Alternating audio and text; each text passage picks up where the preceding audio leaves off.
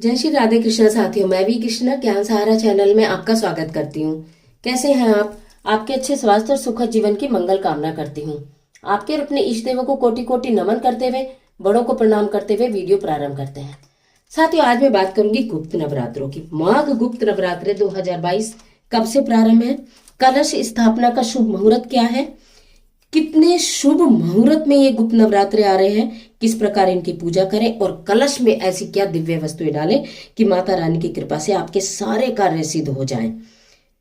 तो गुप्त नवरात्रों के विषय में समस्त जानकारी लेकर मैं आपके बीच में, तो चलिए झटपट वीडियो प्रारंभ कर लेते हैं। लेकिन उससे पहले यदि चैनल पर नए आए हैं तो चैनल को सब्सक्राइब जरूर कीजिएगा और बेल आइकन का बटन जरूर प्रेस कीजिएगा, जिससे आने वाली वीडियोस का नोटिफिकेशन आपको मिलता रहे।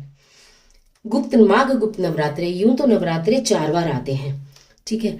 चैत्र नवरात्रे और शारदीय नवरात्रे, जिनको कि जनमानस बहुत अच्छी तरीके से जानते हैं, पूजा करते हैं। लेकिन 2 ही बार गुप्त नवरात्रे भी आते हैं, आषाढ़ में और माघ में, जो कि माघ गुप्त नवरात्रे 2 फरवरी से प्रारंभ होने वाले हैं। इसमें गुप्त रूप से माता रानी की पूजा की जाती है। लेकिन ज्योतिषाचार्य की बात करूं तो इस बार जो गुप्त नवरात्रे प्रारंभ हो रहे हैं वो विशेष योग बना रहे हैं। रवि योग और स्वार्थ सिद्धि योग बन रहा है। इसमें पूजा करने से आपके सारे के सारे स्वार्थ सिद्ध होने वाले हैं, सारे कार्य सिद्ध होने वाले हैं।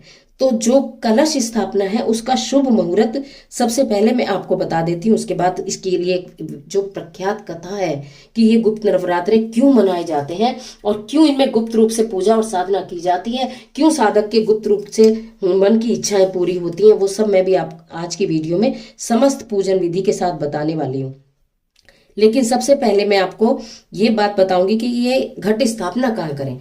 2 फरवरी के दिन 2022 में 2 फरवरी दिन बुधवार रवि योग स्वार्थ सिद्धि योग के अंदर सुबह 7:10 से 8:02 तक का जो मुहूर्त है वो अत्यंत विशेष फलदायी मुहूर्त है। इस मुहूर्त में यदि आप घट स्थापना करते हैं तो आपके सारे कार्य सिद्ध होते हैं, और किसी वजह से इस मुहूर्त में न कर पाए तो फिर आप थोड़ा और समय लेकर भी इसको आप कर सकते हैं। लेकिन गुप्त नवरात्रों की पूजा हालांकि बहुत कम लोग समझते हैं और करते हैं, लेकिन जो कर लेते हैं उनके सब कार्य पूर्ण हो जाते हैं। तो इसलिए इन नवरात्रों में आपको पूजा करना बहुत ही जरूरी होता है। जो हम शारदीय नवरात्रि करते हैं उनमें हम बहुत माता के 9 रूपों की पूजा करते हैं। शैलपुत्री की, ब्रह्मचारिणी की, चंद्रघंटा की, कूष्मांडा की, स्कंद माता की, कात्यायनी माता की, कालरात्रि की और महागौरी की, सिद्धिदात्री की पूजा करते हैं। लेकिन इसके साथ जो गुप्त नवरात्रे हैं इसमें महाविद्याओं की पूजा की जाती है, जिसमें देवी तारा, देवी त्रिपुर सुंदरी, भुवनेश्वरी, छिन्नमस्ता, काली, त्रिपुर भैरवी, धूमावती, बगलामुखी, गुप्त तरीके से इनकी पूजाएं की जाती हैं। कहा यह जाता है कि इनकी पूजा वैसे तो तांत्रिक साधक तंत्र मंत्र के लिए करते हैं, लेकिन अगर जो व्यक्ति गुप्त रूप से इनकी पूजा करता है इन नवरात्रों में तो उनके भी सारे संकट माता रानी दूर करती है। उनके सारे संकटों का नाश होता है।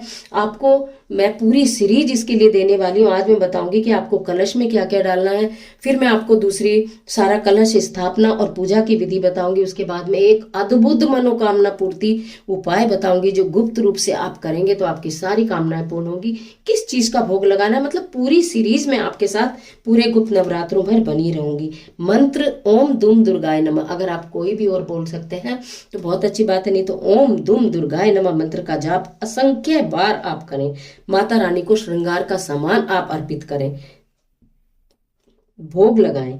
जित भी तरह से आप पूजा जितना भी श्रद्धा भक्ति से कर सकते हैं उतना करें। व्रत नहीं कर सकते हैं तो व्रत बिल्कुल ना करें, लेकिन आप पूजा करें। इसके पीछे एक प्राचीन कथा प्रचलित है, वो भी मैं आपको बता दूं, जिससे आपके सारे भ्रम दूर हो जाएं कि हमें इसमें कौन सी कथा ऐसी है जो हमें ये प्रेरित करती है कि हमें गुप्त नवरात्रों में पूजा अवश्य करनी चाहिए। एक समय की बात है कि ऋषि श्रृंगी अपने भक्तों को दर्शन दे रहे थे। तभी भीड़ में से एक महिला चिल्लाती हुई निकली बाहर और उन्होंने ऋषि से कहा कि मेरा एक प्रश्न है, मैं बहुत दुखी हूँ, आप मेरी मदद करो। तो ऋषि ने बोला कि हाँ बताइए क्या बात है। उन्होंने बोला कि मैं माता रानी के नवरात्रे आते हैं लेकिन मैं उनकी पूजा कभी नहीं कर पाती, क्योंकि मेरे जो पति हैं वो मदिरा पान करते हैं और उल्टी सीधी चीजें खाते हैं, ना तो पूजा पाठ करते हैं और ना ही मुझे करने देते हैं। घर में इस तरह का वातावरण रहता है, मेरा मन खिन्न रहता है, मैं ऋषि मुनियों को भोजन भी नहीं करा पाती हूँ, कोई दान पुण्य भी नहीं कर पाती हूँ, सारा समय मेरा मन विचलित रहता है, क्योंकि मेरे पति कभी भी किसी नवरात्रे में मुझे कोई पूजा नहीं करने देते हैं और इस तरह का माहौल बनाते हैं कि मैं कर ही नहीं पाती हूँ। तब ऋषि ने उनकी बातों को सुनने के बाद उनसे कहा कि देखिए, नवरात्रे 4 बार आते हैं, 2 बार के नवरात्रे सब जानते हैं और इसीलिए आपकी वो पूजा भंग हो जाती है और आपका मन विच्छिन्न रहता है कि मैं कर नहीं पाती। लेकिन 2 बार गुप्त नवरात्रे आते हैं माता रानी के, आषाढ़ में और माघ में। अगर आप उनमें माता रानी की गुप्त रूप से पूजा करती हैं तो आपको पूर्ण पूजा का फल मिलेगा, माता रानी की कृपा मिलेगी और शनै शनै आपके पति के व्यवहार में भी परिवर्तन आना प्रारंभ हो जाएगा, उनका रुझान पूजा की तरफ आना शुरू हो जाएगा। यदि गुप्त नवरात्रों में माता रानी की गुप्त रूप से आप पूजा करें, वो जो भी आचरण कर रहे हैं उनको वो आचरण करने दें, आप उनके ऊपर कोई रोक टोक नहीं लगाएं, उन्हें वो आचरण करने दें और आप गुप्त रूप से या तो रात्रि में और या सवेरा होने से पहले आप अपनी पूजा को संपन्न करें। ये इतना सुनने के बाद वो स्त्री तृप्त हो गई और उसने गुप्त नवरात्रों में माता रानी की पूजा करी। उससे फायदा ये हुआ, उसका फल ये मिला कि माता रानी ने उसके पति की जो मति है वो भी शुद्ध कर दी और इस प्रकार वो गुप्त नवरात्रों की पूजा करने लगी। तो कहने का तात्पर्य यह है कि गुप्त नवरात्रों में जिस भी प्रकार से आप माता रानी की पूजा करते हैं, अर्चना करते हैं, आराधना करते हैं, वो विशेष फलदायी है, अन्य सारी पूजाओं से ज्यादा विशेष फलदायी है।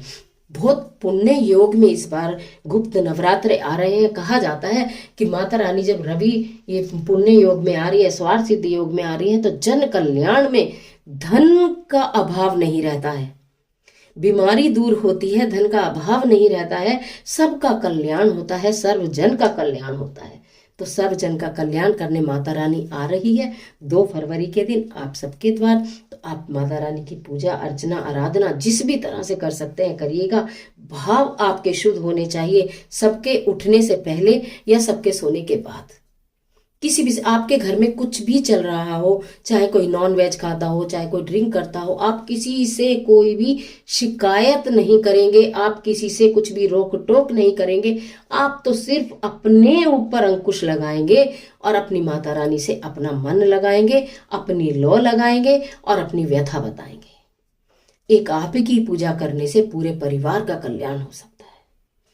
तो गुप्त नवरात्रों में इस प्रकार से आप करेंगे। कलश स्थापना एक बार पूरा मैं करके आपको वीडियो में दिखा दूंगी, लेकिन आज के लिए इतना ही।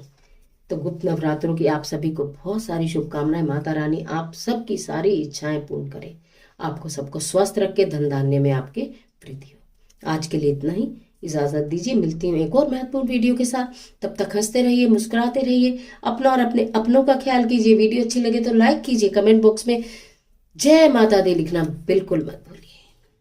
माता रानी आपकी मदद करे।